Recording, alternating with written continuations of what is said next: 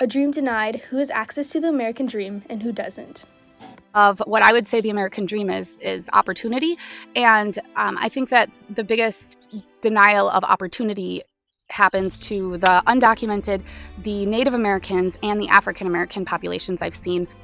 Throughout American history, the idea of the American dream has played a major role in the process of immigration and gaining equal rights. However, to many people, specifically minority groups such as the Native Americans, Latin Americans, Asian Americans, and African Americans, this dream has been denied. American history can prove for itself that the American dream has only been accessible to a certain population. This leaves us the question of who has access to the American dream and who doesn't.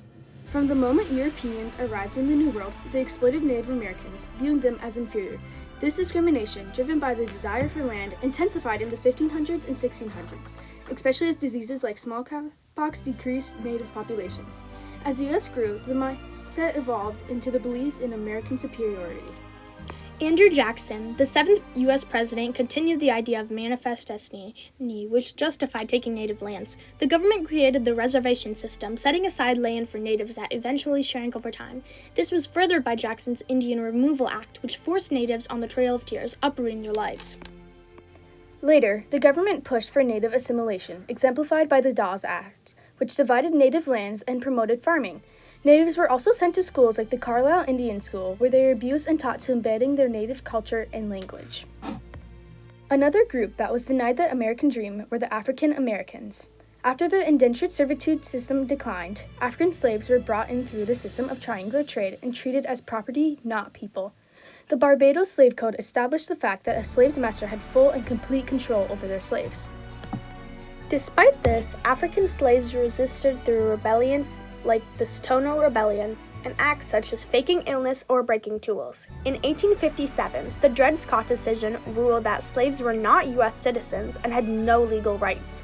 Slavery persisted until the Civil War, after which slaves were freed, but still faced inequality through Jim Crow laws.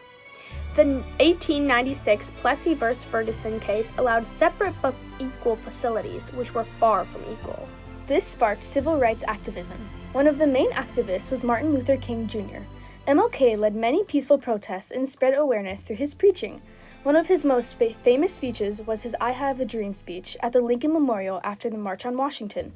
The Civil Rights Act was passed less than a year after, on July 2, 1964, prohibiting discrimination based on race, color, ethnicity, religion, sex, and more. Asian Americans' ideal life in America was made impossible to achieve through segregation, low wages, racism in work environment, in schools, forced removal, and overall exclusion of the U.S. In 1882, the Chinese Exclusion Act was the first major American law passed to racially exclude immigration. This act caused families to be torn apart. Chinese immigrants already in the country were denied citizenship, and an anti-Chinese sentiment arose, which caused lynching, beating, and other forms of violence. After the World War II attack on Pearl Harbor, approximately 120,000 Japanese Americans were forced into internment camps because of fear and suspicion of Japanese spies. This caused loss of jobs, businesses, and homes. Despite the inhumane containment of Japanese Americans, nearly 33,000 Japanese American men fought with the U.S. during the war and remained loyal. After prisoners were able to return to their homes, they were forced to start from nothing as their former sudden removal left their homes and businesses taken, as they weren't given time to sell their property. They also faced continuing racism and struggled to find well-paying jobs because they weren't trusted. The nativist hatred towards the Latin community began during the Mexican-American War, 1846 to 1848. Despite the signing of the Treaty of Guadalupe, which guaranteed Mexicans living on conquered U.S. land citizenship and property rights, those rights were ignored. Mexican Americans experienced land seizures, low-paying jobs, and segregation of public spaces. Some nativists even lynched or attacked Mexican Americans with mobs. Mexican children were often punished for speaking Spanish on school property throughout the 1900s.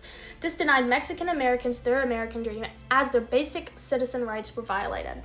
Fast forward to the 1930s, during the Great Depression era, many Latin Americans were accused of stealing American jobs. This belief called anti-immigrant sentiment toward Latin people that resulted in the forced mass deportation of nearly 2 million Mexican Americans, and over half were citizens.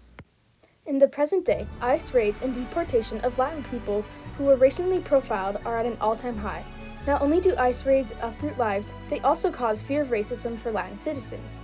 Although most immigrants have asylum status or visas, these protections are being revoked. One of the biggest problems is refugee status versus asylum.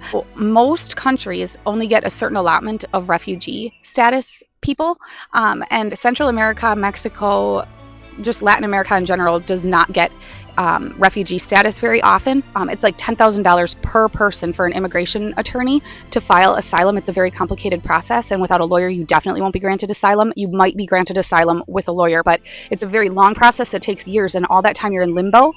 Deportations tear families apart and force immigrants into detention centers, and many times deport people to their wrong country of origin. The low-wage jobs undocumented immigrants usually hold already restrict them from their American dream, and now deportations completely remove the access to accomplishing even a small part of their American dream.